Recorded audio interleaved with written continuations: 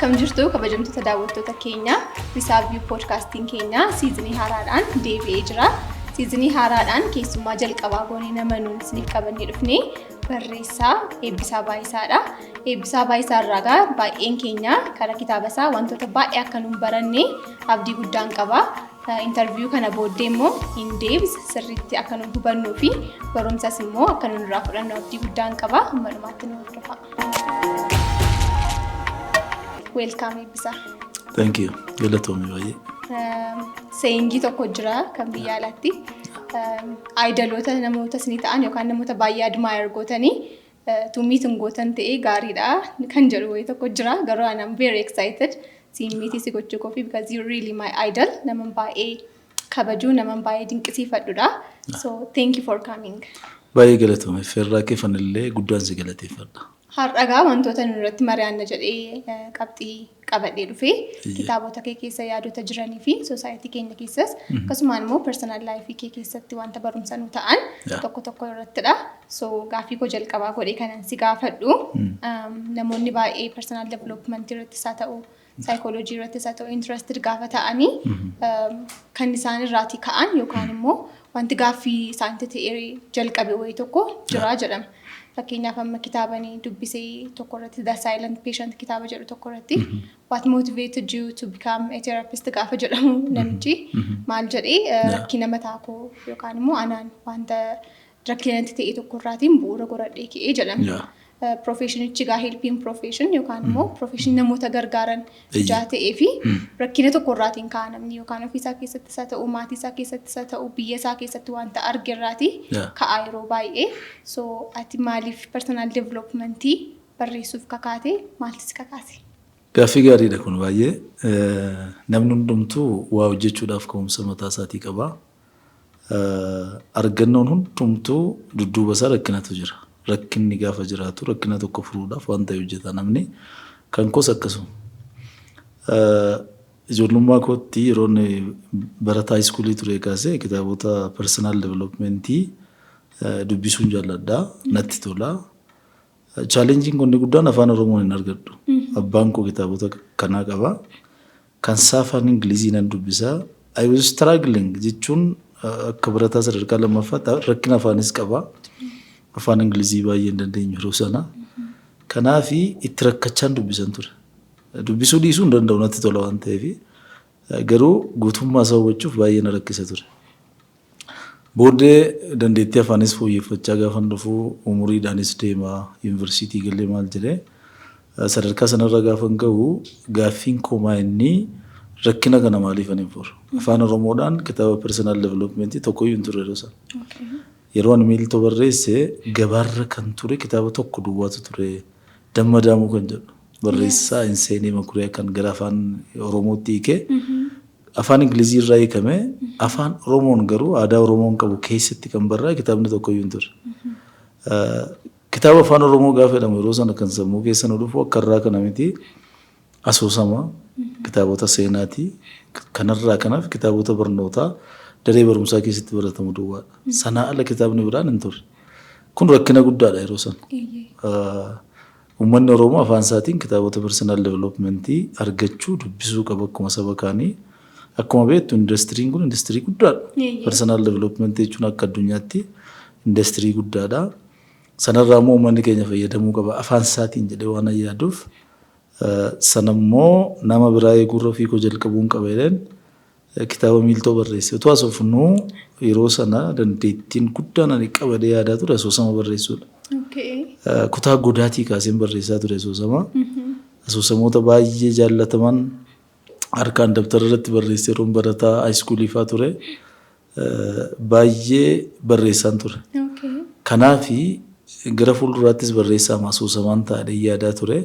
Rakkinni nama sitti meekuun garuu gara personal development akkana switchii godhuna godhe sana ka'umsi gochuudha. Okay. Jaalalatti barreessaa ta'uuf qabdu asoosamarraa haa ta'uyyuu malee wanta mas keessa turedha jechuudha. Eeyyee. Okay. First impression yeroo jalqaba kitaaba dubbistee yaadatta kitaaba transform si godhees yookaan immoo baay'ee irraa baradhe jettee yaaddu ta'uu danda'a. Kitaaba mata jalqaba dubbistees ta'uu danda'a. First impression kee barataa kutaa torbaa ta'ee macaafa qulqulluu afaan Oromoo kakwaaraaf kakumoofaa afaan Oromoon maxxanfamee dhufe duraan saabaatu ture gabaar saabaa dubbisuun jaalladhu afaan Oromoodhaan maxxanfamee akka inni gadhiifameen eessumni koo Finfinnee jiraatu bitee baadiyyaatti naaf erge. Sitti himuu hin danda'u amma akkan gammade afaan Oromoon argachuu koo.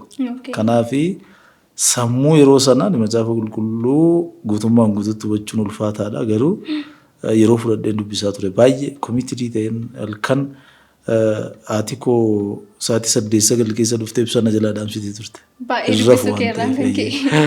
Sun impireeshinii guddaa na keessatti uume sanarratti aansee kitaabni ani dubbise godaannisa. Godaannisa kan obbo Dhaabaa Wayyeessaa. Carraa kanatti fayyadame barreessitoota keessaa kan afaan keenyaan barreessan keessaa namni baay'ee dinqifadhu namni immoo fakkeenya naa ta'e namni hordofee as ga'ee obbo Dhaabaa Wayyeessaati bakka jiranitti galateeffachuun barbaada. Barattoota yuunivarsiitiitu ganna fidee dhufe na yaadadha asoosama sana. Kanaaf wal nu ga'u waan ta'eef sa'aatiidhaan qoodanii nu kennu. Sa'aatiidhaan sa'aatii 7 yookaan sa'aatii 8 qofa si bira tura. Sana keessatti amma dandeesse dubbisteetu sa'aatiin kee gaafa ga'u immoo nurraa fuudhanii nama biraaf kennu. Sababiin isaa aksesiin isaan turre. Argannee bitachuu hin dandeenyu baadiyyaa jirra. Kanaaf baay'ee impireesd ta'anii kan dubbisne sanadha.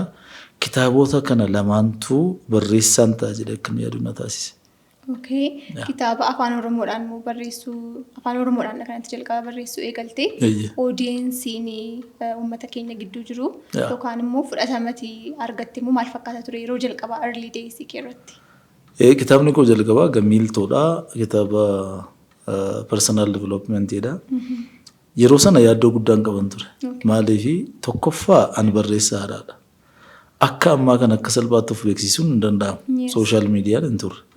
Facebook iyyuu reefuu nama muraasatu fayyadamaa ture yeroo sana waan ta'eef miidiyaan hin jiru. Waan hojjette akka itti beeksistu hin qabdu. Baay'ee ulfaataa. Sanarratti immoo kitaaba 2000 maxxanse gaafuman jalqabu. Kitaaba 2000 utuu hin taane akka nama kitaaba 200 maxxanseettan dhiphachaa ture. Maaliif eessan dhaqadha kitaaba 2000. Namni nan beeku eenyuun irraa bita. Lammata immoo uummanni asoosama kan inni dubbisu kitaabni akkasii waan hin jirree fi yoon harkaa fudhachuu dide eessan dhaqaa. Baay'een dhiphachaa ture. Garuu kitaabni sun maxxanfamee gaafa gadi dhiifamu akka eegin taane baay'eedhuma jaallatame. Almost ji'a 2 yeroo hin caalle keessatti kitaabni 2,000 gabaarraa dhume. Manneen kitaabaa naa bilbilanii deebisii nuuf fidachuutti kaan. Jaalala uummanni keenya kitaaba sanatti argisiisetu akka inni itti fufu taasise malee amma kanan kitaaba barreessuu keessa ture deeyyaan. Sagantaa baay'een qaba personally. Karoora mataa kootiin qaba gara sanarra na deema deeyyaadaa ture. Booddee garuu jaalalli uummanni kun kitaaba sanatti argisiise baay'eedhuma na dhibeen kitaabota muraasatti dabale. Boodarra immoo kan afaan Ingilizii irraa hiikamanis kanan qabu maxxanse. Sanumaananii uummannis baay'eedhuma jaallatee anis keessa ba'uun dadhabee achuma keessatti hafee jiru. Baay'ee nama dhiba. Maaliif gaafa kanas gaafa dhibeetta yeroo baay'ee kitaaba isaanii jalqabaa gaafa maxxansan barreessitoonni fudhatama jalqabaa hin argatan kitaaba jalqabaadhaan hin argatanii yookaan immoo koppii isaanii isa jalqabaallee gurgurachuuf baay'ee rakkatu. Ootariin baay'ee beekamaa Paawuloo Koheeloo gaafa inni wanta kana preference isaarratti barreessuun an arga yeroo baay'ee kitaabni isaa jalqabaa namni tokko iyyuu hin binne waggaa jalqabaa keessatti. Koppii 900 maxxanfame sunuu hin dhuminaaf. Exactly. Waggaa 2-3 booddee sayyuu biyya gara biraatii nama dhufee dubbisee translate akka ta'u erga godhame booddeedhamti kan inni baay'ee popularized ta'eef. Inni sun lammaffaadha kitaabni baay'ee jaallatame suni. Baay'eedhuma utuu akka inni neeginitti jaallatame baay'ee. The Alchemist kan jedhu. Isa dura kitaaba tokko inni maxxanse homa koppiin 900 dhumuu dide achumaan hafee kitaabni lammaffaan garuu baay'ee jaallatame.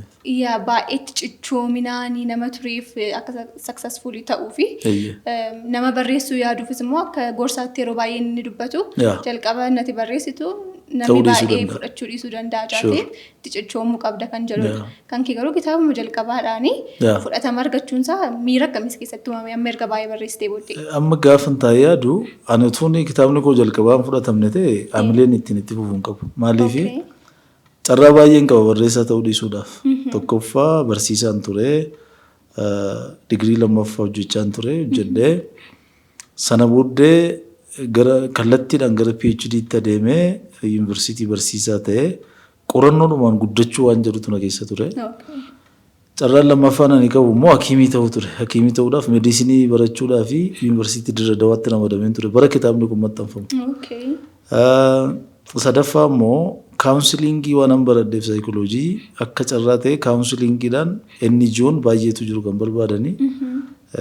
Sanas jooyinii gochuun danda'a. Carraa baay'een waan na dura turee fi osoo kitaabni koo jalqabaa fudhataman arganne ta'ee lammaffaa waan ayyaalu natti hin fakkaatu.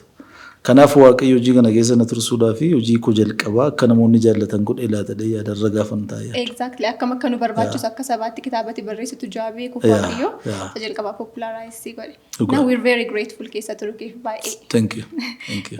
Ni lammataan nan si gaafachuu barbaadu karaa meeseejii kitaaba kee maalitti itti deebina. Garuu writing processing kee yookaan immoo gaafa barreessitu maal fakkaata processing kee? Writing block ni jedhamus mudatee beekamoo akkamitti dabarsitameessa? Maaltu jira kitaabota barreessan hundumtuu ka'umsa mataa isaanii qabu. Akkuma jalqaba dubbadde rakkinni gaafa jiraatu hojiin kan dhufu. Kanaaf ka'umsa kan naa ta'u yookaan kitaaba haaraan dubbisu ta'uu danda'a yookaan immoo rakkoo hawaasa keessa jiru ta'uu danda'a. Rakkina tokko gaafa argu rakkina kanarratti barreessuun barbaada gaafa jedhu dursee kitaabota barreeffama sanaaf na fayyadan walitti qabee dubbisa. Rifereensii kan ta'an kitaabota duraan barraa'anii jiran afaan adda addaan walitti qabeen qo'adhaa. Qo'adhee yaadota erga walitti qabee immoo yaadota koo wajjin rifereensii sana walitti dabaleen barreessaa. Muuxannoon koo kanarratti hin barreessa yoo jedhe jalqaba yeroo fudhadheen dubbisaa jechuudha. Yoo xinnaatee mata dureen irratti barreessuuf filadhu ji'a 3 ji'a 4 arraan jalqabee tan amma sanatti garuu yeroo qorannaan fudhadhaa jechuudha. Inni kun barreessitoota kaaniifis muuxannoo taatee kana yaadu yaadni waa barreessuu gaafa nu keessa dhufu immediately jalqabuun dogoggora guddaadha yaada. Karoorsuudha ji'a 3 arraan jalqabaa mata duree kanarratti barreessan jedha. Ji'oota 3 dhufan kanaafi yaadotan walitti qabadha jechuudha. Kitaabotan walitti qabaa. Sana booddee gaafan qophii koo xumuruun gara barreeffamaatti dhufa jechuudha. Writing block kan jedhamu nama hundumaan mudata. Yeroo tokko tokko miiruma waa barreessitu keessaa bada. Barreessaadhuma ta'uu keeyyuu ni irraanfatta. Yeroon sun jira. Yeroo akkasii anaaf akka carraatti lakka'a. Yeroo akkasii kitaabota dubbisuuf kan itti fayyadamu. Writing blockitu jira. Reading blockin na mudatee hin beeku. Yeroo sana hin barreessu. Miirri waa barreessuu motivationii isaan qabu taanaan dhiibbaadhaan wanta ni godhu hin jiru. Gaafa sii dhufe halkan sa'aatii 8-9 irra baatee barreessita. Ogbarruun akka ayyaanaati sirra dhufaa. Sanatti fayyadamuutu sirra jiraata. Carraa sana yoo balleessite deebi'een dhufu.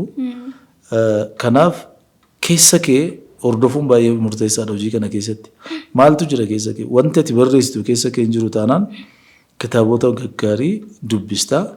Gaafa miirri barreessuu sii dhufu immoo yeroo gabaabaatti waan baay'ee barreessuu dandeessa waan ta'eef writing blockii ana duwwaa miti. I think nama hundumaan mudata. Yeroo sana dhiibbaa gochuu dhiisuudha. Hin jiru taanaan hin jiru. Waan biraatti switch gochuudha. Gaafa sii dhufu immoo yeroottis yeroo maleettis duukaa buutee hojjechuutu baay'ee barbaachisaadha. Yaa gaafa natti fakkaatu anani assumptioniin koo namoota barreessanii fi disiplinii fi ayyaana sateetti kana wal faana wal simsiisanii deemuu danda'uun essentially natti fakkaata. Baay'ee barbaachisaadha. Miti baay'ee barbaachisaadha. Eat Pray Love kitaaba isa jedhee isheen barreessitee Elizabeth isheen jedhamtu qaba. Isheen TED Talk kennitu nan dhaga'e. Gaafa narra dhufu akka akkuma tamma ibsite kanatti akka ayyaanaa wayii tokkotti na dhuunfata.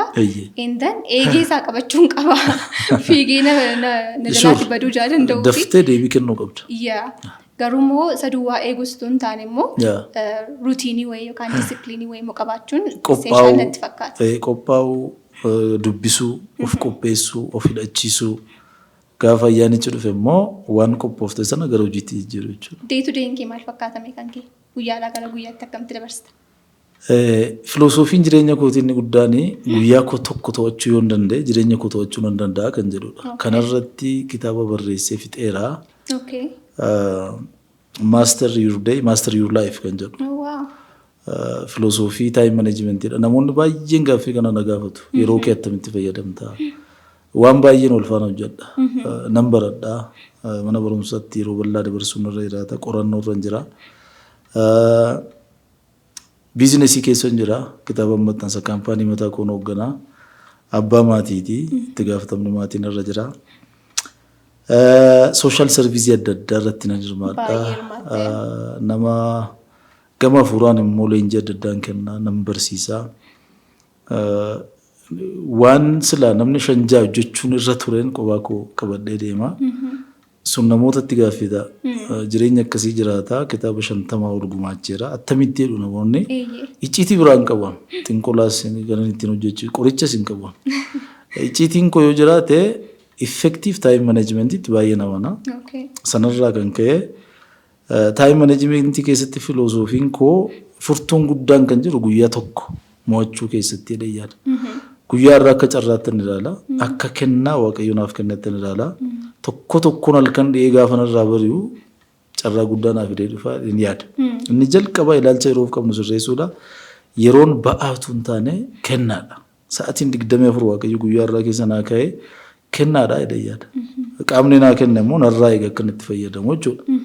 Mucaa keefati maallaqni hin barbaachisattee maallaqa itti laatte waan inni ittiin hojjetu immoo ilaaluu sirra jiraata. Waaqayyo guyyaa tokko keessa sa'aatii 24 naa kenne maal akka ittiin hojjedhu inni ilaala jedhee yaada yeroo hundumaa. Kanaaf balleessuu hin barbaadu. Icciitiin koo inni guddaan jireenyi koo icciitii qabaate yeroo kootti fayyadamuudha. Sana gochuuf immoo guyyaa tokkotti baay'ee namana. Milkaa'inni keenya idaama guyyootaati jedhee waan yaaduu fi guyyaan tokko sirriitti yoon itti fayyadame eebba guddaa fidee dhufa yoon balleesse immoo abaarsa jedhee yaada. Kanaaf ruutiniin koo nan qooda. Sa'aatii koo nan qooda. Sa'aatii ammasiitti hirribaan ka'a. Hirribaa ka'ee booda wantoota baay'ee barbaachisoodha jedhaman wanti dirqama raawwatamuu qaban nan raawwadha. Sana booddee to-do listiin qaba. To-do listii amma teekinooloojiin baay'eedhuma haala gaariin nuu kenneera. Moobaayilii keenyarra appilikeeshinoonni gaggaariin jiru. Sana buufannee itti fayyadamuu dandeenya. Kanaaf ganama hundumaa roon hirribaa ka'uu wanti har'a dirqama hojjechuu qabu dhumaa maali? Priority kennuu kanan qabu. Yoon dhukkubsadhee ala fayyaa qabaaddeetu hin jiru dirqama hojjetamuu kan qabu maali waan jedhu addan baasaa. Lammaffaa irratti sana booda sadarkaan kennaafi dhumarraa tokkoffaa sanarraan jalqabaa jechuudha. Amman danda'e hojjedheen oola amman dadhabee boriittan dabarsaa. Galgala yeroo hundumaa audiitiin godha. Time audit. Guyyaa koo irratti ittiin fayyadamee to-do listii koo irra kan ture waan meeqan fiixaan baasee waan meeqan immoo dadhabee isan dadhabee maaliif dadhabee yoom immoo hojjedhaa waan jedhu yeroo hundumaa galgala yeroo mataa koo fudhee time audiitiin qaba. Akkasittan fayyadama jechuudha. Interview keenya kana maxxannoo ishee karaa coaching session itti geeddarree ofii koo wanta na rakkisan sitti himee fala isaanitti himtaa. Ani yeroo baay'ee na yaala to-do listii kanaan jiraachuu yookaan immoo to-do listii wayii tokko keessa of gashee principally jireenya koo geeddaru. Garuu maaltu na mudata beektaa? Nanaara gaafan itoo godhinafu galgala gaafan audiitii of gochuuf taa'u baay'ee isaan goone taanaan baay'een of ittaara. So saayikilii sana jaanii hin jaallanneef galgala enerjiin itti dhaga'amu sana san hojjetin hafeen itti dhaga'amu sana jaanii hin jaallanneef nan cabsa. Sirratti immoo maalin argaanarraa akka har'a akka carraa ta'ee yeroodhaan dhufteeti. Yeroo kee daqiiqaa manaan jettee ituu asin butiin achin butiin sa'aatiin siin jedhetti naaf argamte. Ani garuu hin turre sa'aatiin ofii koo si waametti hin argamne ture. Garuu gaafanii sababa kanaaf hin barfadhee sababa kanaaf jedhee sitti himu naa fudhatteetta. Enerjiin keenya ittiin geeddaramne natti naarree achi booddee yeroon keenya akkuma nama yeroodhaan si argameettidha malee kana balleessitee sana balleessitee jecha achirran turre sattaan steeppii sattaan tala kan nuun deemne. To'ana ta'ee garuu tu namni barfatee dhufeeti. Riikoo sanatu steeppii sattaan baay'ee nutti cimsa beellama irratti baay'ee dhuman siiriyeesiidhaan. Filoosofiin koo beellama koo daqiiqaa 15 dursee argamu. Naman beellame kamiyyuu sa'aatiitti wal beellamne irra daqiiqaa 15 dursee argamuudha. Namichi yoo ture immoo daqiiqaa 15 tolereetii gochuudha. Daqiiqaa 30 ramadaa jechuudha. Kisaaraadha kunanaaf. Kanaaf sa'aatii 6tti wal beellamne dirqama 5:45tti naannoo kanatti argamuun irra jiraata. Yoo ati turte immoo daqiiqaa 15 tolereetiin godha. Daqiiqaa 15 booda nan deemu. yoon immoo sagantaan booddee qabu mijeeffachuu nan danda'a yoon ta'e immoo irratti hin hojjedha jechuudha. Amma irraa si bahee sagantaan qaban ture namootaan sagantaa wajjin qabuuf bilbileen dhiifama naa guutanii sa'aatii naa sirreessuu dandeessu onnaan sii sirreessinadhanii kanaafan si eegee jechuudha. Osoon sana sirreessuu hin danda'u ta'e si bilbilee dhiifama si gaafadhee daqiiqaa 15 si eegeen deemee jedheen deemu. Inaaru natti hin dhaga'amu yeroo koo gubeen dhufe hin jedhu is part of life. Kun kutaa jireenyaa ta'e maastar gochuun wanta sana akkamitti danda'amame? Shaakalarraa dhufa.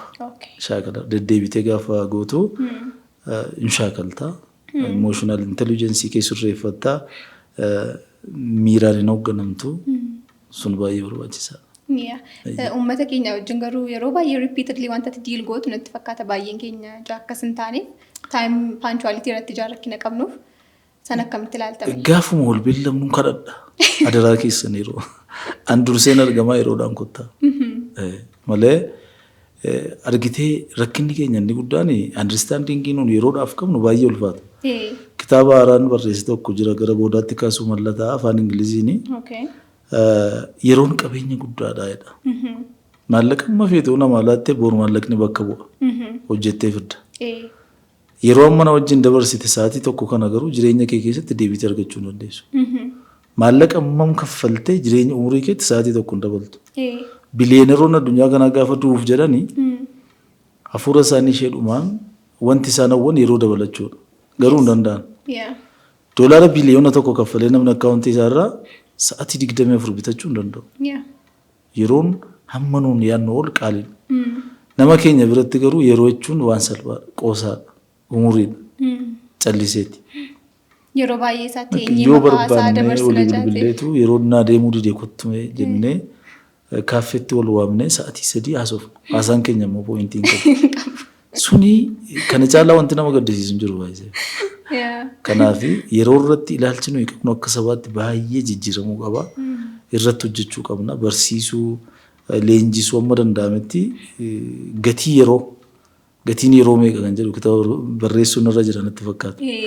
Gatii namaa barreessee, gatii biyyaa barreessee sadaffaa irratti gatii yeroo ta'u afadhee yaada. Yeroo irratti dhaamsi guddaan uummata keenyaaf qabu ilaalcha yeroof qabnu, ejjennoo yeroo irratti qabnu baay'ee dhuma iddootti kennuu qabna yaada. Sisin ilaallata kun. Sirriitti kana booddee beellaman kabajne waan ta'eef.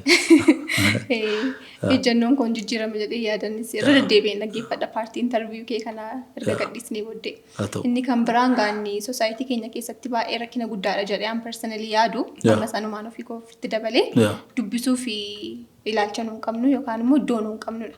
Ispeeshaalii amma sooshaal miidiyaa kalcharii kana wajjin wal dabalatee yeroo keenya kan gubuu barbaannu yookaan immoo kan nuun dabarsinu wantootuma gaggabaaboo ilaaluudhaan, viidiyoo ilaaluudhaan, kitaaba dhannee bitannee dubbisuun akka wanta baay'ee guddaa wayii tokkotti yaadnee raawwannu wanta sana. Ati immoo kalcharii akkas ta'ee addoobtu goonee nuun jiraannu kana keessattuu jirru irra deddeebitee kitaaba yeroo muraasa keessatti nu barreessita ji'oota muraasa keessatti. Maaltu motiveetsi godha to keep on writing? Maaltu motiveetsi godha gaaffii murteessaadha. Wanti motiveet na godhu waan tokko duwwaadha. Kaayyoo kooti. Kaayyoon qaba. Wanta milkeessuu barbaaduun qabu gooroo Oromoo keessatti. Namni adubbisuu, aadhiisuu nan ilaallatu. An akka nama tokkotti hojii natti kenname hojjedhee gahee koo baachuu duwwaadha. Barreessuu, dubbisuuf dhiisuun gahee koo miti. Gahee koo beekaa, gahee koo raawwachuun immoo dirqama. Yoo namni tokkoyyuu kitaaba koo hin dubbisu ta'e kitaabni sun barbaachisaa ta'uusaa yoo namaan nan barreessaa. Malee dhugaa dubbachuu fi muuxannoo hawaasni keenya dubbisuu irratti qabu kitaaba 50 miti. Kitaaba 3 barreessuudhaaf gahaa miti motiveetii isin godhu. Motiveetii kan na godhu inni tokkichi kaayyoo koo duwwaa.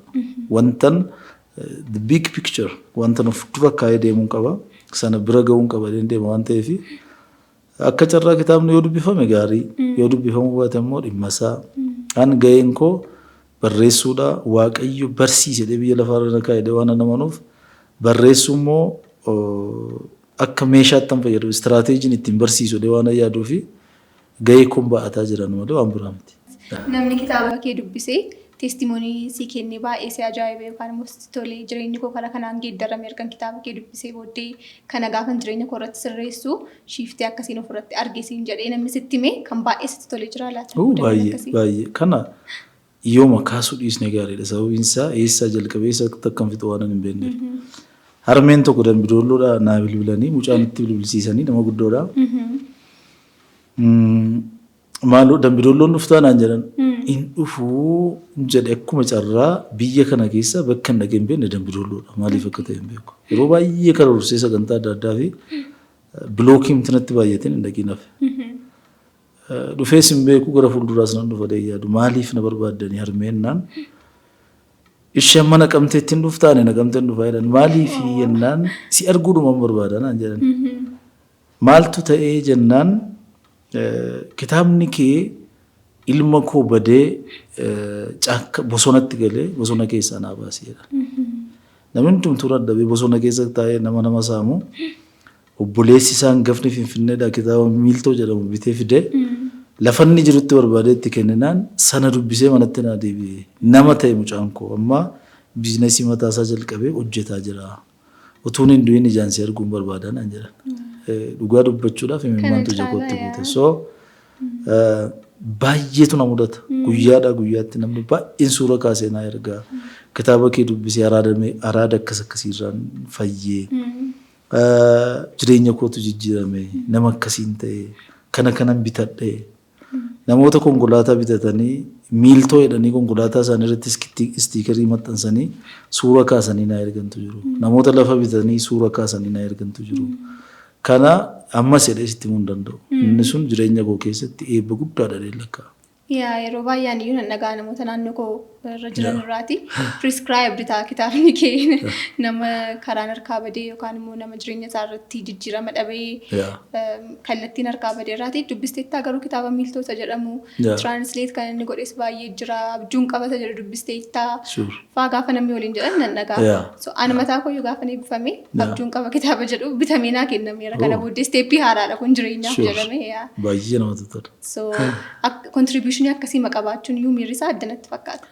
Inni kun egaa adeemsa keessa dhufee an waan akkasii expect godheen hojjedha miti garuu adeemsuma keessa wanta argadheedha garuu maaltu jira yeroo wanta akkasii ta'u baay'ee dhuma motiveetii si godha. Misiyaa.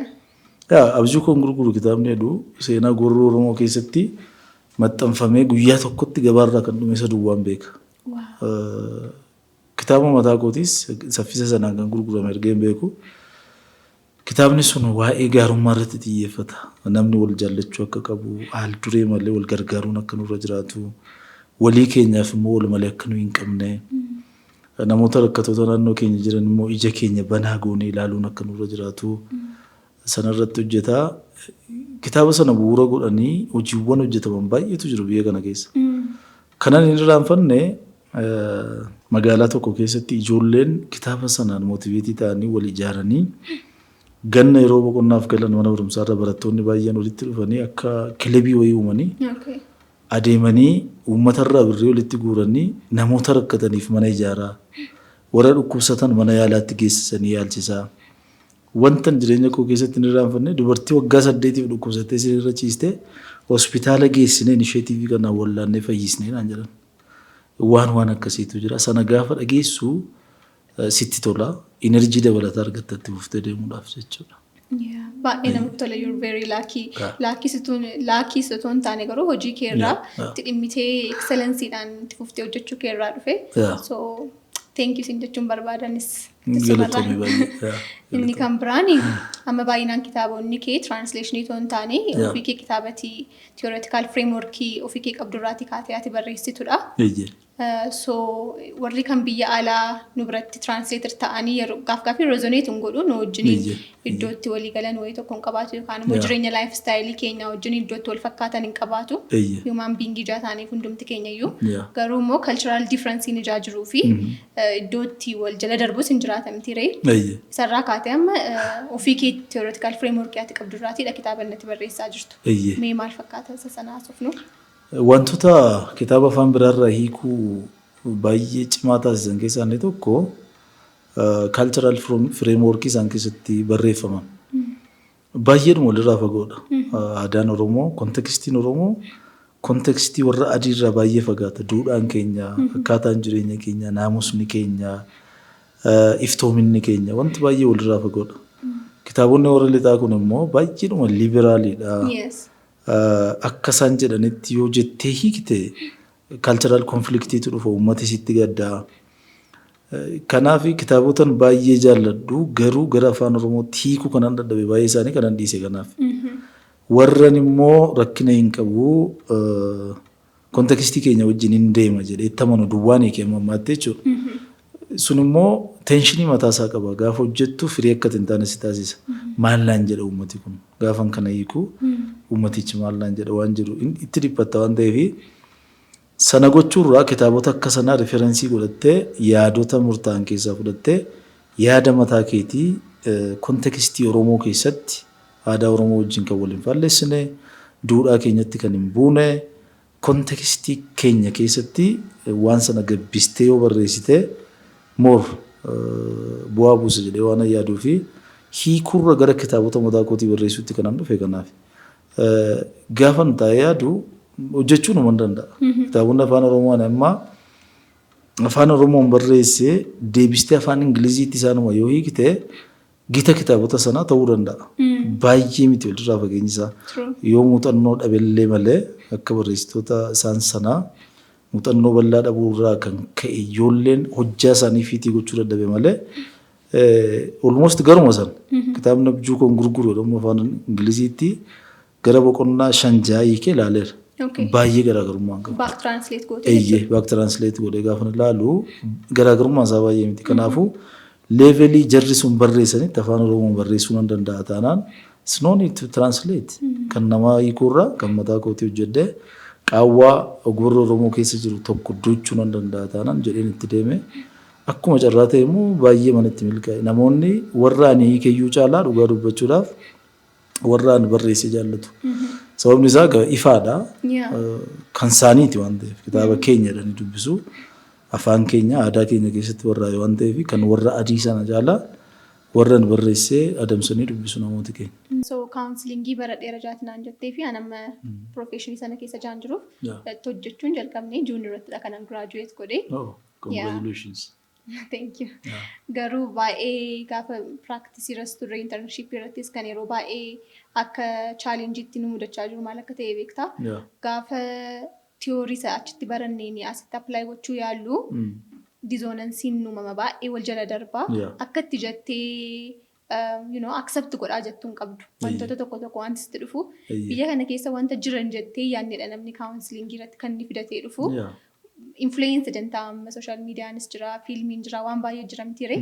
Sanaan influencer ta'e personality type wayii tokko fudhatee yookaan immoo wanti tokko sirriidha jedhee amanee wanta inni sitti dhufu baay'eedha. Warri theory kana barreessan immoo akka problemitti hin ilaalan wantoota tokko tokko akka problemitti akka rakkinaatti hin ilaalan. Reaffirm akkati gootuuf sirriidha rakkoo hin qabu kalchariitti keessa jirtutu si rakkise malee ati sirriidha akkati jettuun kan isaan expectii sirraa godhan. Garuu nuun immoo kan nuti guddannee amantaa keenya wajjin wal qabatee wantoonni nama rakkisan jiru miti ree. So theoriin nu taa'e immoo hin jiru. Nama biyya keenyaadha wanti nu barraa'e immoo hin jiru.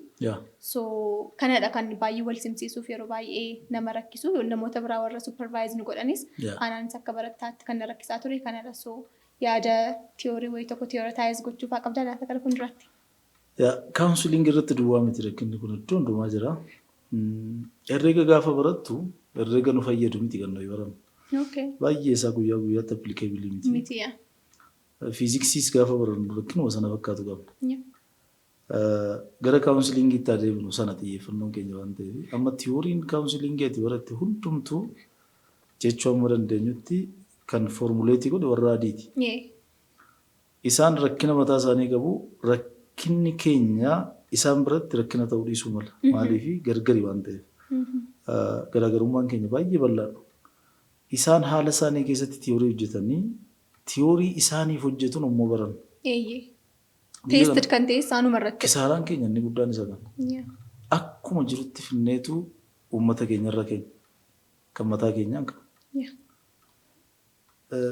Kaarikuleemiin barnootaa keenya hundumtuu baay'ee waraabbiidha. Waraabbii kan biyyoota lixaati. Kaarikuleemii isaanii waraabdaa asitti fayyadamuudhaa fi kontekstiin biyya kanaa kan isaanii wajjin maachii gochuu danda'u ture jiraata.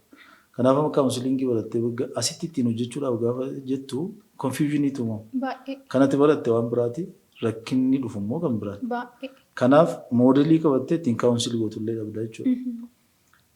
Inni kun kisaaraa kaarikuleemii keenyaati. Kanaaf yeroo baay'ee kaarikuleemiin keenya dhaabbannee ilaaluu qabna kanan jedhu. Kitaaba koo gatiin biyyaa meeqa jedhu keessatti Itoophiyaan yaaduu qabdi mata duree barreesseen ture. Itoophiyaan yaaduu qabdi qabxii gurguddaa shaniin lafa kaa'e. Irratti hojjechuudhaaf qaamni fedha qabaatu yoo jiraate taajjabbii mataa kootiiti. Annama siyaasaa miti. Ekspertii siyaasaa waan hin taaneef garuu akka nama tokkootti akka nama yaaduu danda'u tokkootti rakkoon biyyi kun qabdu rakkina gurguddaa 5 jedhan figiraawutu godhe. Shanan sana keessaa inni tokko kaarikuleemii keenya rivaayizii gochuu danda'uu qabna. Kutaa tokkoo kaasnee wanti barattoonni baratanii kontekstii biyya keenyaa kana qofa kan giddu galeessa godhate ta'uu qaba. Ammoo wantoonni barbaachisoo ta'an kan kaarikuleemiin keenya negileektu baay'eetu jira. Fakkeenya tokko duwwaasii kennuudhaa fi imooshinaal intelligensiin baay'ee murteessaadha jennee yaadna. Mitiiree? Baay'ee. Kitaaba Daani'eel Goolmaan yoo dubbiste milkaa'ina akka nama tokkotti milkaa'uudhaa fi dandeettiin sammuu keetii parsentii 20 qofa si fayyadaadha. Imooshinaal intelligensiin kee garuu parsentii 80 si fayyadaadha. Nama tokko nama gochuudhaaf sammuu isaatu hin taane bilchina miira isaatu fayyada.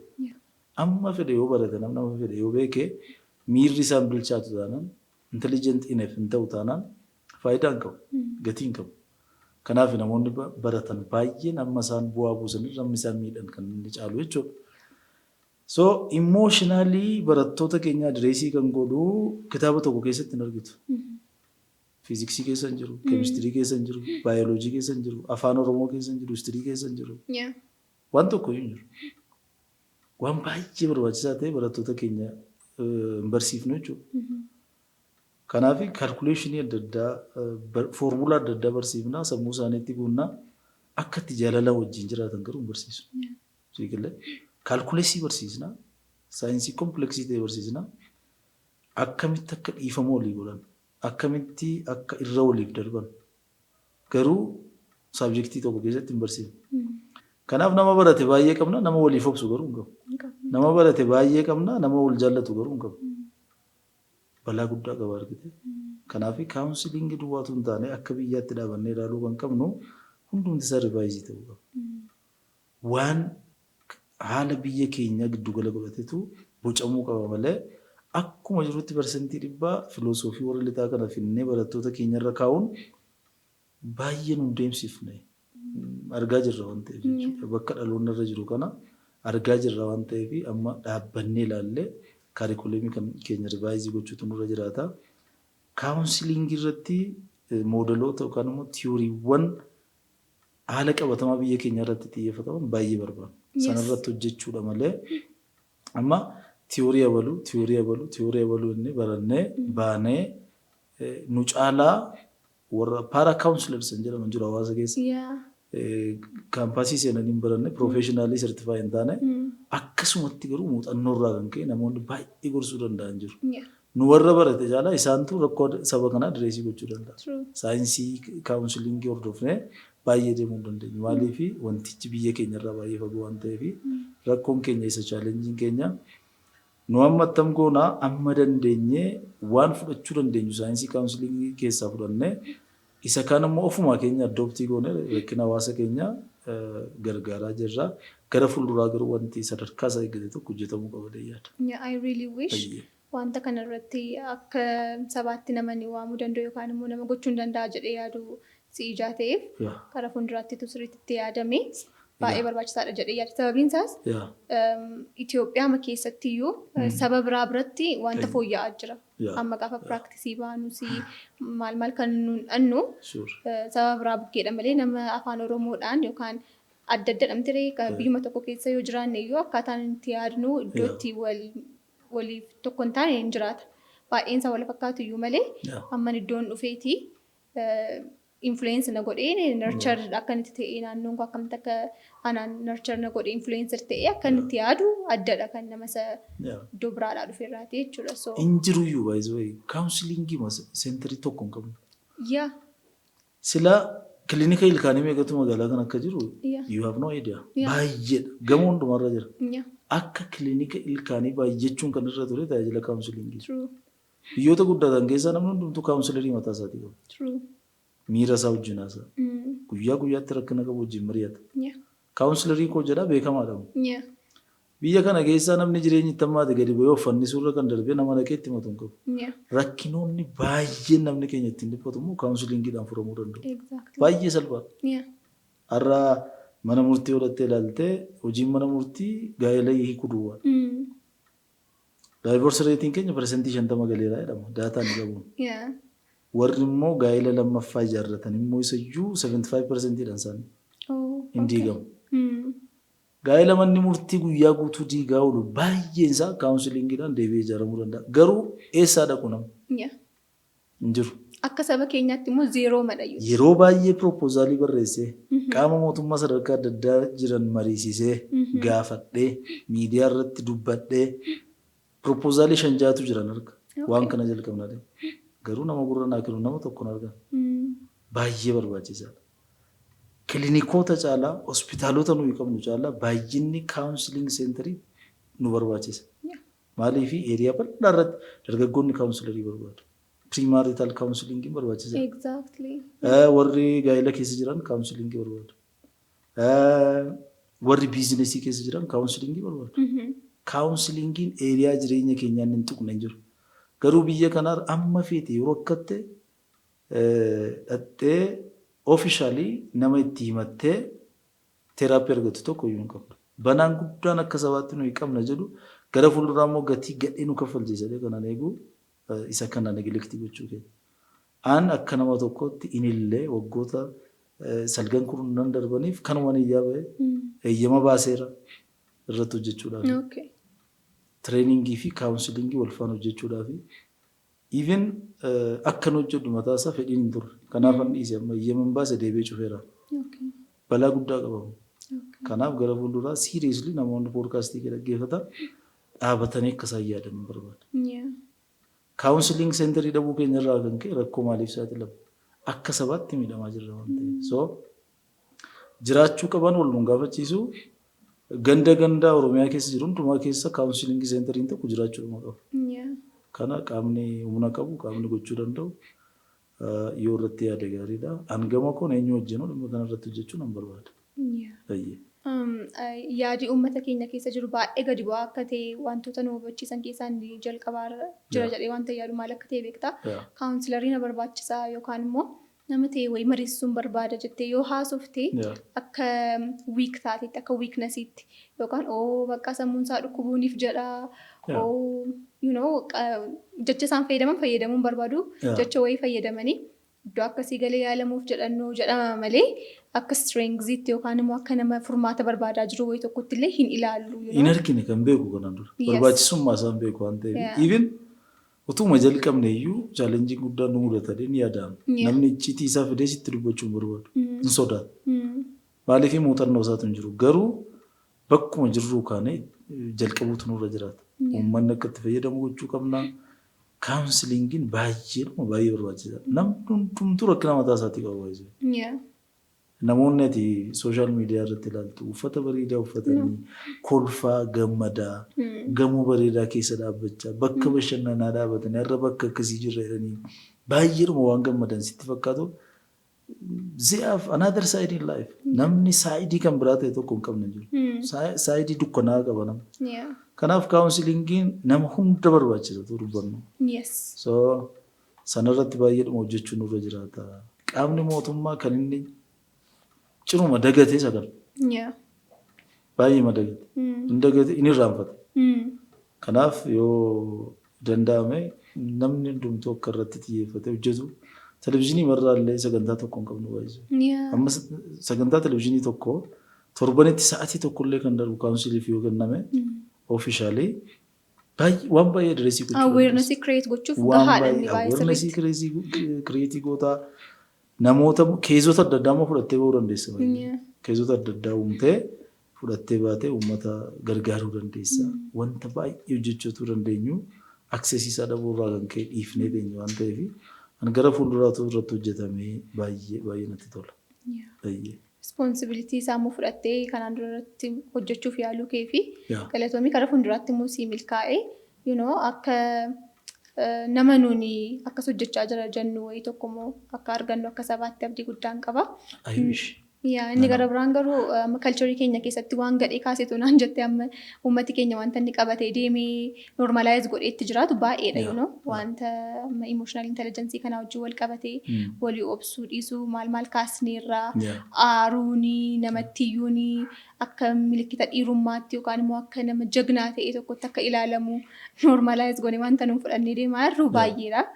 Garuu immoo at the same time kalcharii keenya keessa wantoonni gaggaariin jiran jedhee wanta nama personaaliin kaasu jiru fakkeenyaaf amma haadholiin keenya isaan buna walii wajjin dhuganii para counselors isatti jettee sanaa fi sirriitti emotional health isaanii walii eegu so akka kana maal kaastame kalcharii keenya keessaatti tuutarratti capitalize ta'ee jettee.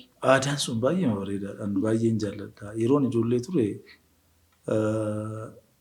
gara mana torbaatu jiru naannoo keenya torba ta'anii buna wajjin dhugu. Torbanuu ganama wal argu. Dabareedhaan bunni danfa. Har'a mana kootii, bor mana keetii, sattaanu mana isaatii. Guyyaan isaa dhaabbataadha waan ta'eef nama hundumtuu beeka. Borii dabareen bunaa mana baluutii jedhama. Sana keessatti maaltu jira jaalala waliif qoodanan. Lama sadiin waliin wajjin haasaa. Ganama waan ta'e tokko fudhateetu gara hojii isaa dhaqa. Hojjetaan mootummaa gara biirootu hin deemin. Qonnaan bulaan maasii qonnaa isaatti tun bobba'in dura waan ta'e tokko enerjii wayii sheerii godhee deema. Inni baay'ee dhuma barbaachisaadha. Maaliifi sun maal gargaara miira ofii walitti machuudhaaf, haala ofii walitti argisiisuudhaaf, haadholiin ta'anii gorsu. Para counselors kan jennu sun waan qoosaa miti. Nama isaan gidduudhaa rakkate akkas yoo goote gaariidha. Akkas yoo goote bareedaa ta'aniitu ba'aa qaban walii qoodanii deemu waan ta'eef baay'ee gaariidha. Amma wanti na sodaachisu innumtuu badaa jira. Gidduutti rakkate amma generation inni jiru kun. Namni hundumtuu mana isaatti buna danfifachuutti ka'eera. Magaalaan illee silumaa badaa buna waliin waamu baadiyyaadhuma aadaan sun keessatti beekamu keessa yoo amma diigameera wanti sun nama gaddisiisa. We are socially fragmented amma kitaaba haaraan hojjetaa jiru tokko jira.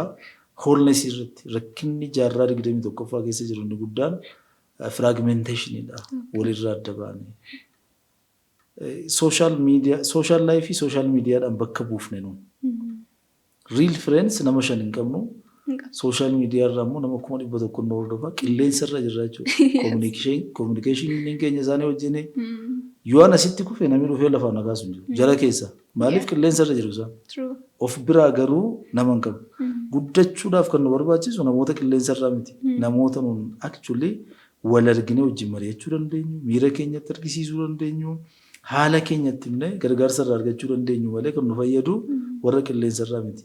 So balaa guddaadha sun fragmented dha namni jireenya qophaa isaatti deebi'eera waan baay'eetti harka kenneera. Kanaaf gara social life keenya yoo cimsine boondii nu gidduu jiru jabeessine jennaan achi keessatti tajaajila counseling san argachuu dandeenya jedhee yaada. Sanarratti utuu xiyyeeffanne natti tola. Namoonni keessumaa akka namaatti nun uumama hawaasummaati. Namni kophaa isaa jiraachuu hin danda'u.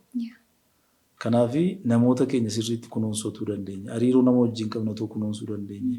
Moor immoo investii gochuu kan dandeenyu kan qabnu daataa guunnee warra qilleensa irraa nurture gochuurraa moor namoota naannoo keenya jiran wajjin yeroo fudhannee yeroo itti teenyee asuufnu namoota wajjin. Biyya kana keessa wanti natti hin tolle yeroo hin qabu mana boo'ichaan naqu mana cidhaan naqu qophaa masaa jiraata sun dogoggora guddaadha.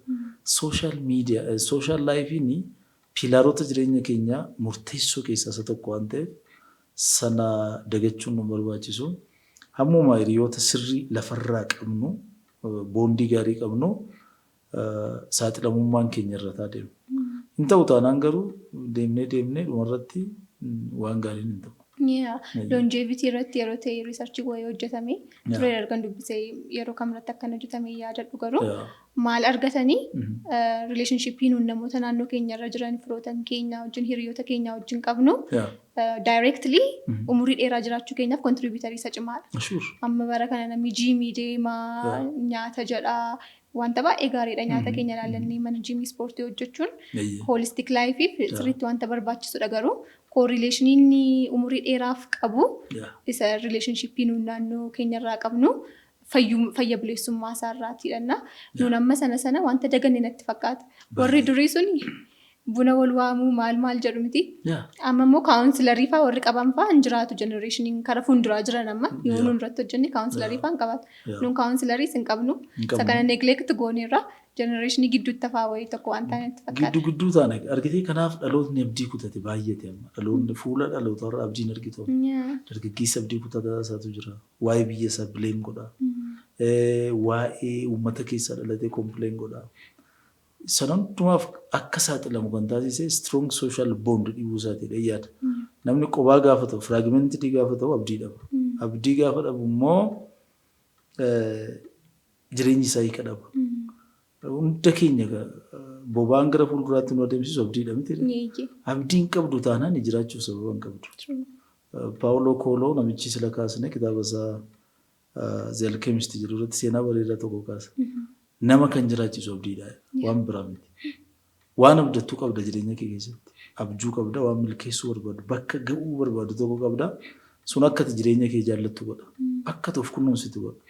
Akka fayyaa kee eeggattu godha. Yoo fayyaa taate achi keessa waan ta'eef. Ilaaltee waan hundumarra gaafa abdii kuttu garuu wanti sitti mul'atu du'a duwwaadha. Amantaa Islaamaa keessatti amantaa Islaamaa baay'een kabaja. Makkaa deemtee hajii ta'uun baay'ee barbaachisaadha. Ittumaayyuu yoo humna isaa qabaatte deemuu hin dirqamu. Yoo humna hin qabaanne garuu deemuuf hin dirqamtu jedha. Sirriidha deeman yaada wantoota dubbisarraa kan argatu. Kitaaba sanarraa maal jedha Paawuloo Kooloo jaarsa dureessa tokkotu jira biyya Gibxii keessa. Saandiyaagoo mucaan jedhamu sun Ispeen irraa ka'ee waloota isaa fudhatee gaafa gara Gibxii dhufu piraamidii sana barbaacha gaafa deemu karaatti rakkinni wayiisa mudatee waloota isaa saamame waan ittiin deemu tiraanspoortii dhabeetu mana jaarsa kanaatti qacarama. Dargaggeessadha. Jaarsi qabeenya guddaa qaba. Sooressaa.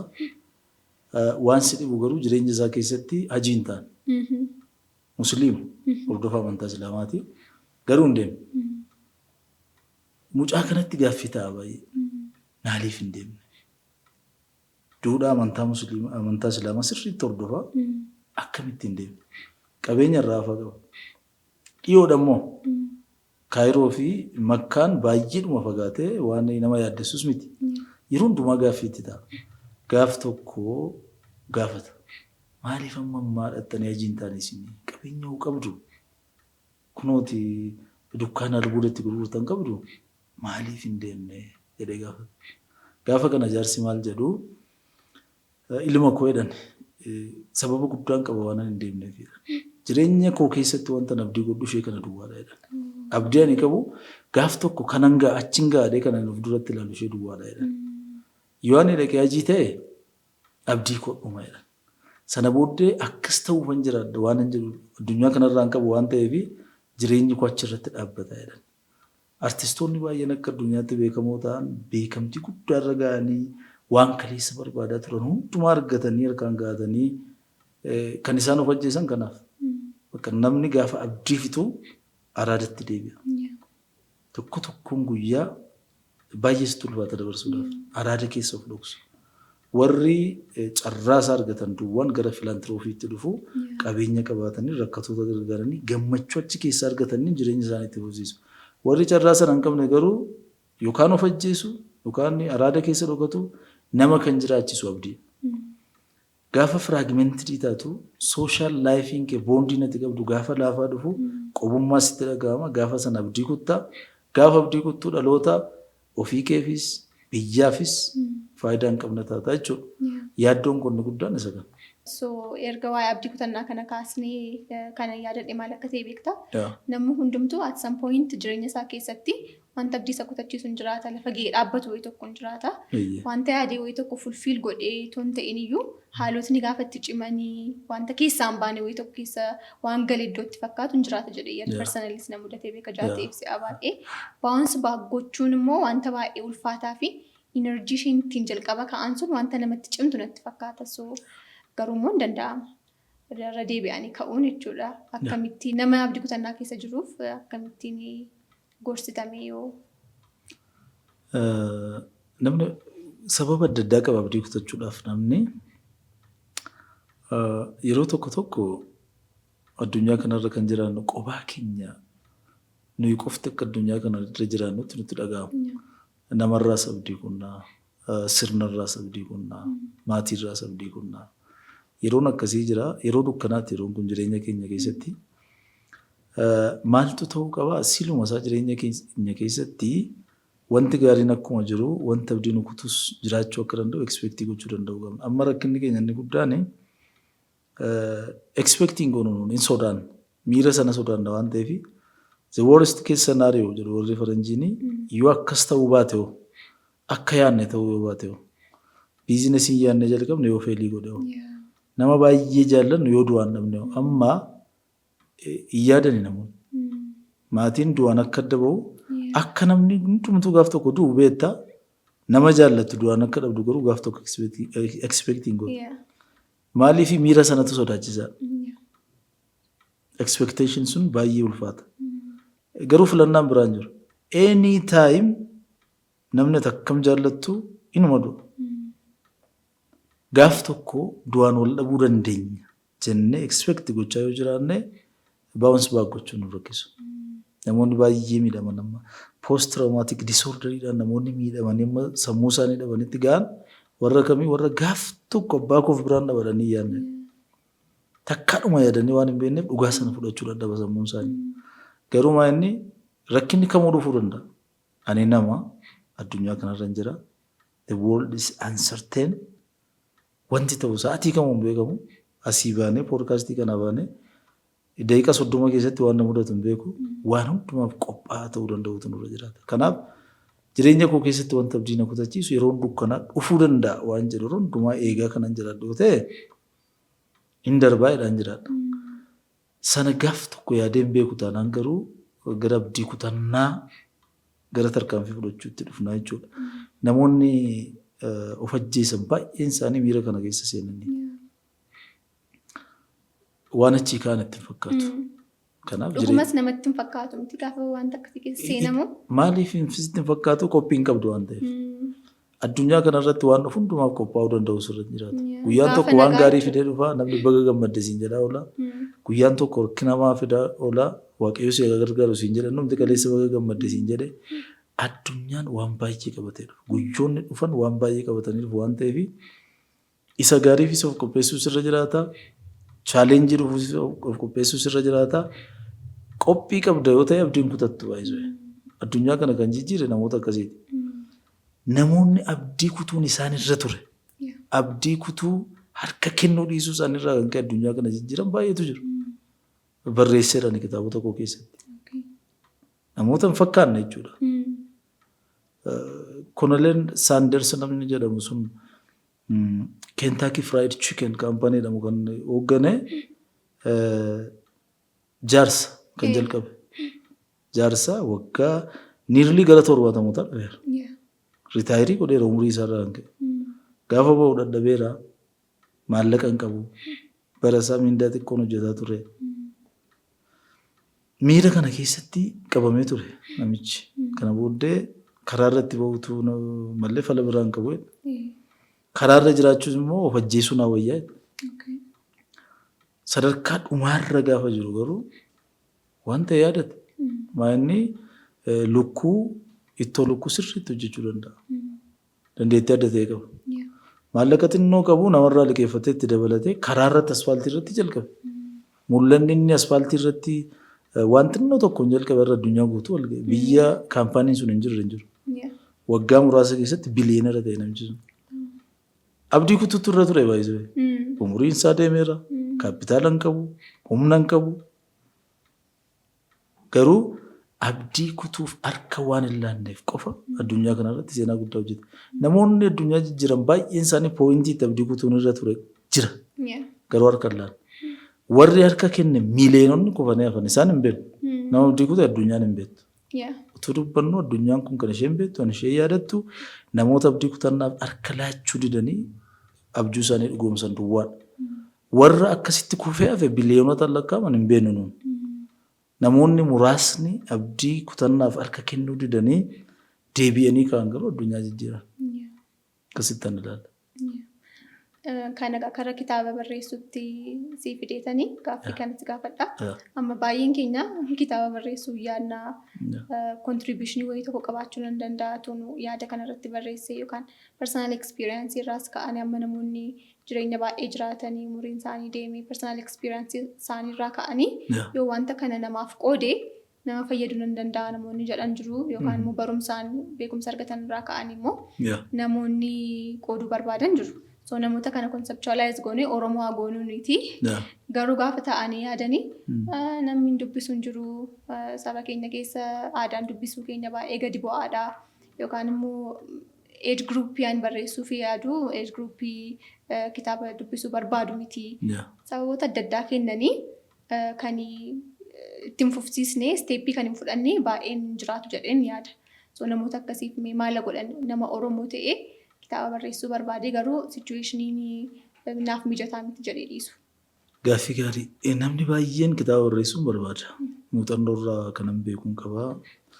Qorannoo maal jedhaa biyya Ameerikaa keessatti harka 100 keessa namoonni harki 82 gaaf tokko kitaaba hin barreessinedhaan abjuu qabu fedhii qabu. Biyya keenya keessaa garuu persentii meeqa akka ta'e qorannoo ragaan qabu waan ta'eef kaasuu hin danda'u. Haa ta'uyyuu malee namni baay'een fedhii numa qaba jedhee yaada.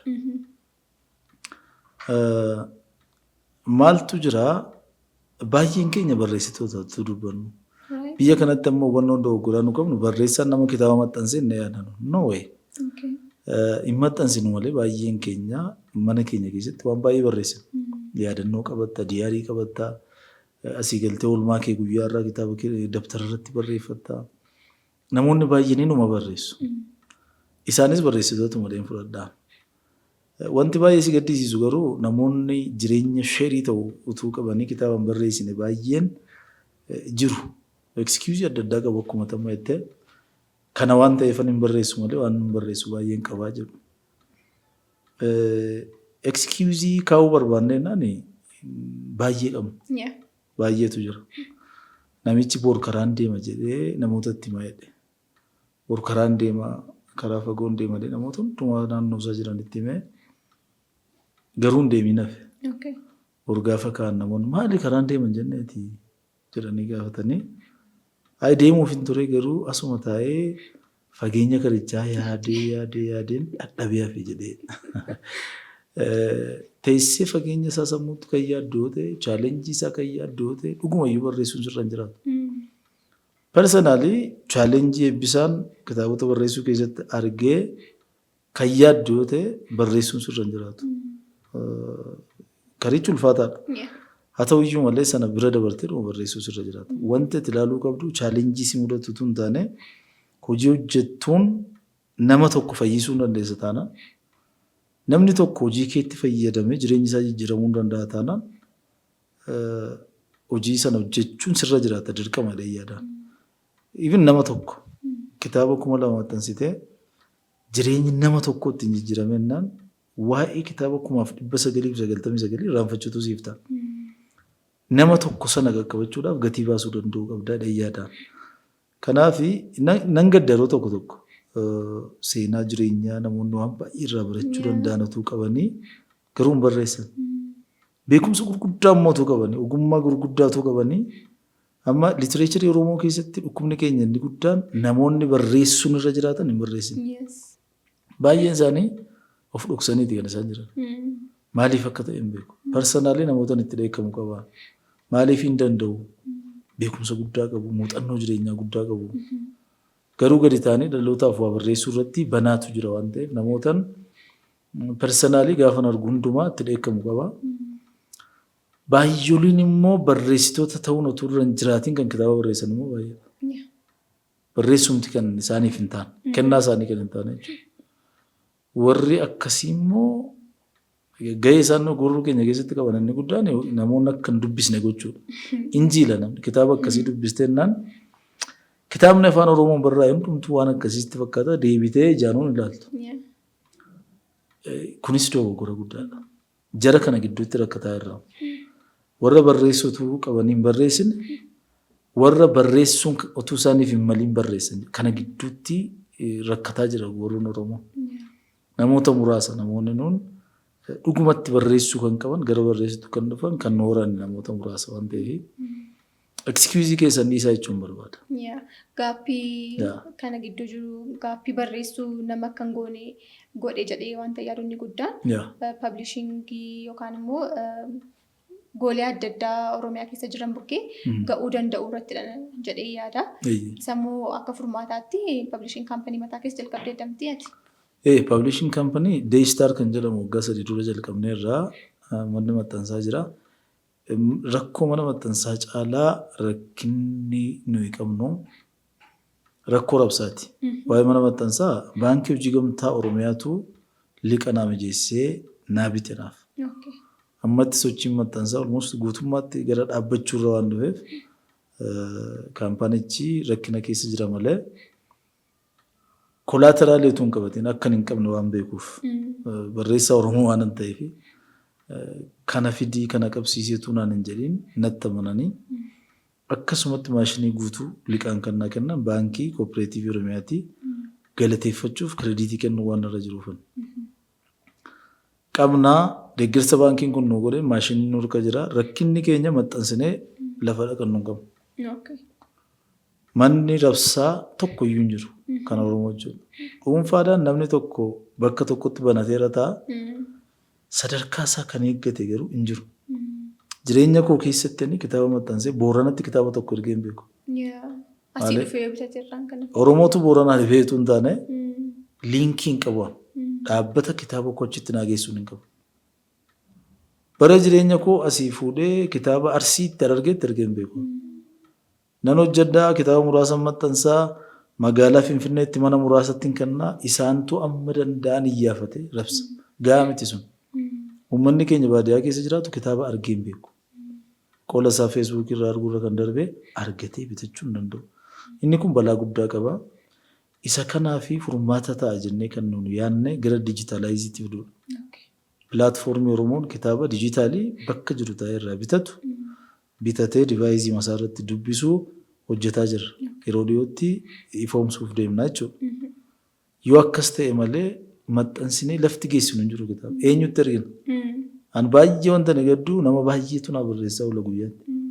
Inboksii ergaan fudhadhu dubbistee fixuu amma hin dandeenyetti kitaaba keessa arganna kan jiru. Ani immoo deebii hin qabu. Maaliif ofii koo baadiyyaa irra deemee kitaaba fe'ee dhaqadhee namoota qaqqabsiisuu hin danda'u. Gaaffiin keenya rakkinni keenya inni guddaan kana namooti baay'eenis barreessuu kan isaan baqatan chaalenjii kan arganii jedhee yaada. Garuu chaalenjiin kun barreessuu akka tidhiistuuf sababa gahaa miti. Kanatu jira, obstaakilii kanatu jira. Kanaaf yoon dhiise wayya jechuurra hojjettee dhuma chaalenjii sana feesii gochuutu gaariidha yaada. Furmaata sachumarraa itti barbaada. Gaaffii keenya gara xumuraatti fidaa jirra.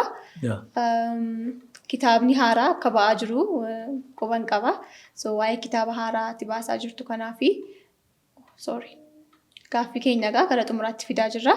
Kitaabni haaraa akka nuuf barreeffamee quban qaba. Waa'ee kitaaba kanaa wanta nuun jettee jiraate carraasaan sii kenna. Baay'ee galatoome. Kitaabni haaraan ani hojjedhee amma maxxanfameera already eebbisiisuuf deemna. Kitaaba afaan Ingiliziiti. Egaa asitti meeraan kaawunsiliingii irratti xiyyeeffadhaa.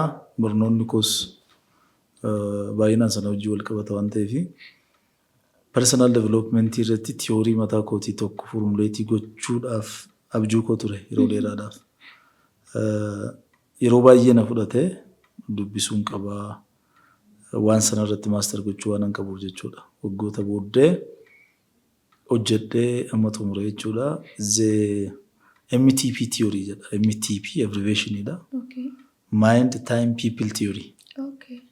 Jedha. Yaadni theory kanaa inni reesoorsii namni qabu yaadachiisuudha.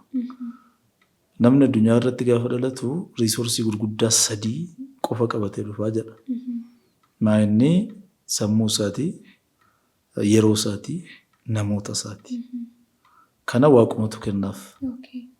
Baasii tokko malee kaffaltii kaffaltuun qabdu galaa godheema waaqni umurii biyya lafaarra jiraattu kanatti fayyadamee qabeenya inni sii kennu jechuudha. Color science wajjin wal qabsiisanii kanan hojjedhe. Color science keessatti amma basic colors or primary colors jedhaman jiru. Colorii muraasa. Isaan walitti daamanii colorii baay'ee nu kennu secondary warra ta'an. Amma ammaatti color science coloroota adda addaa miliyoona 10 ol adda baaseera. Miliyoona 10 jechuun baay'eedha. Dhiironni percentii 15 color blindidha. For your information. Colorii murtaa erguu hin dandeenyu uumamaan. Dhiirri hundumtuu 15% color blinded. Wal keessa nu jalaa makan nu jalaa. Dubartoonni garuu perfect. Hunda isaa adda baasuu danda'u. Nama dhiba kun baay'ee. Garaagarummaa qabna. So akkuma colorii muraasni colorii secondary ta'an miliyoona 10 nu kennan qabeenyi kun sadan walitti daamanii wanta nu argachuu barbaannu hundumaa nu argachiisuu danda'u jedha. Inni kaan hundumtuu outcome secondary. Maallaqa barbaade yoo ta'e namni maallaqni reesoorsii miti. Beekamtii barbaade yoo ta'e beekamtii reesoorsii ta'uu hin danda'u. Beekumsa barbaade yoo ta'e digirii barbaade yoo ta'e digiriin reesoorsii ta'uu hin danda'u. Kaanis fayyaan fakkeenyaa fi beesik reesoorsiidha jedhanii namoonni baay'eedhuma natti falmu. Fayyaan garuu outcome. Isaan kana sadan walitti fiddeeti kanatti irraa argattu. Wantoota kanaan fayyaa kee dhabuu dandeessa. Kanaaf namni tokko jireenya isaa keessatti milkaa'uu yoo barbaade wantoonni maaster gochuu qabu isaan kana sadan duwwaa. Sammuu kee sirriitti misoomsuu qabda. Yeroo kee vaaliyuu gootee sirriitti itti fayyadamuu qabda. Hariiroo namoota wajjin qabdu immoo cimsachuu qabda. Isa kana haasaa turre. Social bonding keenya jabaataa ta'uu qaba inni irraa. Kana sadan keessaa isa tokkotti feelii gooteennaan jireenya kee keessatti milkaa'uu hin dandeessu kan jedhu. Fakkeenyaaf misooma sammuu kee irratti baay'ee hojjettee halkanii guyyaa digirii meeqa sassaabdee ogummaa meeqa horattee waan baay'ee beektee yeroo keetti sirriitti fayyadamtee hariiroo namoota wajjin qabdu hin kunuunsitu taanaan kuftee haftaa jedha. Kanaaf hawaasa keessaa namoonni tokko namoonni dandeettii addaa qaban kufanii hafu. Abaluu nama seetii jedha hawaasni. Nama sitti hafu hin turre minni jedha. Garuu bakka isaaf hin malletti akka inni kufu kan taasisu nama baay'ee maa inni hariiroo reesoorsii sadan kana keessaa waan maaster gochuu dadhabe tokko qaba jechuudha. Kanaaf namni gadi taa'ee misooma sammuu isaa irratti hojjechuu qaba. Taayim maneejimentii sirriitti barachuu qaba. Leenji'uu qaba. Kitaaba dubbisuu qaba. Tireeningii fudhachuu qaba. Human relation irratti immoo sirriitti leenji'uu qaba. Communication haa ta'u. Wantoota kana sirriitti yoo sadan kana maasterii godhe jireenya lakkaa'amuu danda'u tokko jiraachuu qaba. Faayidaan wantoota sadan kanarraa argamu mind plus time plus people jedhee maasterii plus legacy maasterii yookaan success jechuu dandeenya. Milkaa'inadha outcome-isaa. Yoo milkoofte immoo jireenya leegaasii ta'uu lafa keessee deemta. Du'a kee booda dhaloonni waan ittiin si yaadatu tokko waan qabatamaa hambistee deemta jechuudha. Sanan taane taanaan garuu bara kee guutuu callumattee struggle goota malee bakka yaadde gahuu hin dandeessu waan jedhu tiimiin tiyoorii kanaa ilaalameera. Hayyoonni gurguddoon ilaalanii evalueetii godhaniiru. Barsiisonni yuunivarsiitii adda addaa irratti hirmaataniiru. Dhumarra tiyoorii sadarkaa tiyooriitti dubbatamuu danda'a waan jedhu hin danda'a jenneetu maqaa kanaan baasne jechuudha. MTP tiyoorii jenne. Maaliif ulaagaa tiyooriin saayikooloojii tokko guutuun dhumayyuu hin guuta waan ta'eef isa jalqabaati kun. Tiyoorii kana istaabilishii gochuudhaa fi hojiin baay'een akkanaafu beeka. Waan baay'ee kitaabota dabalataa yaada kanarratti barreessuun qabaa. Workbookii adda addaa qopheessuun qabaa. Beeksisuu immoo qabaa. Amma danda'ametti even paartii kaarikuleemii keenyaallee akka inni ta'u cimee irratti hojjechuun qabaa. Waggoota muraasa booddee tiyoorii saayikooloojii istaabilishii ta'e akka inni ta'u irratti hojjedha. Very impressive. Akka nama psychology barate tokkotti wanta silas kaasnee turre miti baay'ee nu barbaachisa teoriin biyya kana keessatti nama biyya kanaadhaan barreeffame jennee kaasnee turre. So akka kanatti hojjechuu danda'uun kee baay'ee impressiveidha. Namoota ogeeyyii ta'aniifis immoo as a reference jalqabaa ta'ee wanta isaan irratti hojjetan hin taa'aa ta'ee fi I'm very impressed kan hojjechuun kee baay'ee galateeffachiisa. Akka referensiitti namoota fayyadamuu dandeenyu wanta biyya keenya keessa jiru waan nu gumaachitee fi tiyooriima formuleet gochuun wanta easy ta'e miti daawwattoonni keenya sumaraan akka isaanii quba qaban kanan barbaadu. Cross checked ta'uu qaba, culturally sound ta'uu qaba, wantoota baay'ee ulaagaa guutuu qabu baay'ee kabajaa ta'ee fi kaka'umsa mataa keedhaan kana gochuu danda'uun kee it's very impressive. Nuunis immoo yeroo nu ga'ee western culture influence gochuuf jennaa jechuudha. Afaan itti barreeffames immoo afaan biraa jaatee isaaniif gumaacha haaraa kennaafii jirra jechuudha jaateef akka sabaatti kun I'm very proud of you. Akka nama dhalataa Oromoo feeloo Oromoo akka nama ta'e tokkotti I'm very proud. Afaan Ingiliffaadhaan barreessuu keef immoo wanti sababa sii ta'ee jira laata akka sabaatti wanta kaasuu dandeenya. Ingiliffaan barreessuu koo fi kitaaba afaan Ingilizii baay'een afaan Oromootti kee waan ta'eef achi as fiduu duwwaatu hin taane asiis kennuun barbaada. Waan warra adiirraa fuunee hiikuu qofatu hin taane yaada kan mataa keenyaa yaada gurraacha jedhamu uummata gurraacharraa gara faranjiitti immoo erguun barbaada. Baay'ee akkanirraa fuudhee baay'ee immoo isaaniif kennuun barbaada. Sphere of influence koo bal'isuun barbaada. Daangaan ani dhiibbaa irratti himuu danda'u Oromiyaa duwwaa akka ta'u barbaadu. Afaan Amaaraan kitaabota hojjetaan jira. Kanaan dura kitaaba tokko maxxanseera. Yaa Shannaa fi Huccuu Mangadeen jedhu. Kitaaba jaallatamaadha baay'ee dubbisaa jiru. Daddabalaas hin jira kitaabota qopheessaa hin jira. Hawaasa Oromoodhaa alas uummata isaan kan isa dareessii gochuun barbaada. Yoon danda'e gara fuulduraa kitaabota gurguddaa barreessee akka barreessaa gurraacha Afrikaa tokkotti ashaaraa mataa kootii kaa'uun abjoodha. Karaan koo fagoodha. Abjuu gurguddaan qaba. Gara fuulduraa yoo Waaqayyo na milkeesse wantan ilaalee fuuldura kaa'etti deemu waan baay'een qaba. Congratulations. Steppii isa jalqabaa. Steppii jalqabaa immoo haala sadarkaan isaa ol ka'een tiyooriidhaan jalqabuu kee fi congratulations jechuun barbaada baay'ee. Thank you so much. Egaa Ebisaa karaa dhumaatti dhufneerra. Si galateeffadhee hin fixu dhuguma. Thank you. Nama baay'ee argadhee dukaasa'uu barbaadu. Nama yaada bilchaataa qabu. Nama namirraa barachuu danda'u jedhee gaafan poodkaastii kana qopheessuu yaadus tarree jalqabaarra namoota kaa'adhe keessaa jalqabarra kan tureessidha. So thank you for coming again. Baay'ee galatoomna. Gaaffii namni irraa barata jedhee qopheesse kan kookaa kana fakkaata. Address gochuu yaaleera jedhee nan yaada. Ati garuu itti dabalataan yoon wanta kana haasa'ee namni irraa barachuu danda'a wanta jettu carraadhumaan sii kenna. Yeroo hundumaa akkuma hin jedhu kitaabni uummanni keenya kitaaba otoo dubbisee natti tola. Dargaggoonni keenya kitaaba otoo hiriyoonfatanii baay'ee otoo dubbisanii natti tola. Kitaaba dubbisuudhaaf wanti barbaachisu disipiliinii duwwaadha. Har'a kitaaba fuula 10 dubbisuun qaba. Kitaaba hin jaalladhu filadhee ergan jedhee ganama irraa ka'ee hojiin kun ni jalqaba. Kitaaba fuula 5 dubbisuudha. Galgala irra dura kitaaba fuula 5 yoon dubbisee guyyaatti namni fuula 10 dubbisu waggaa tokkotti kitaaba fuula meeqa akka inni dubbisu tilmaamuu dandeessa. Disipiliinii haa godhannu. Yeroo sooshaal miidiyaa irratti dabarsinu Risaa yeroo kitaabota wajjin dabarsinu immoo adaballu jechuun barbaada. Dubbisuun faayidaan isaa numaaf mataa keenyaaf. Kanaaf yaa dubbisnu haa qorannu uummata sababaaf bu'aa ilaalee deemu haa taanu calluma inneetuma gara ajandaan nu deemsisetti uummata raafamaa ooluutu hin taane uummata of danda'ee dhaabbatee uummata maaliif jedhee gaafachuu danda'u haa taanu jechuun barbaada. Dhumarraa poodkaastii keessummaa gootee waan na filatteef atis galatoomii jabaadhu wanta jechuu barbaadu dhumarratti kanu. Galatoomii Ebisa baay'ee. Tillee galatoomii. Kabajamtoota daawwattoota keenyaa turtii ani har'a barreessaa Ebisaa Bayyisaa wajjin godheerraatii wantoota baay'ee akkasiin baratanii abdii guddaan qaba. Gorsa isaarraatii life experience inni nu qodeerraatii immoo jijjiirama jireenya keessan irratti gochuu akkasiin eegaltan abdii guddaan qaba. Amma dhumaatti immoo waan daawwattaniif galatooma.